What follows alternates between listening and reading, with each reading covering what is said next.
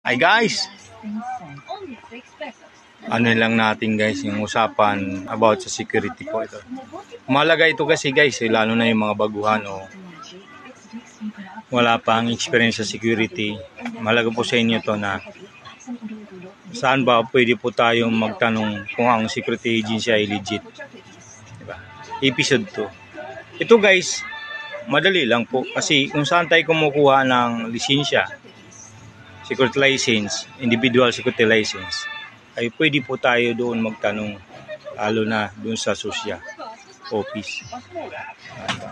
Pwede doon sa EMD.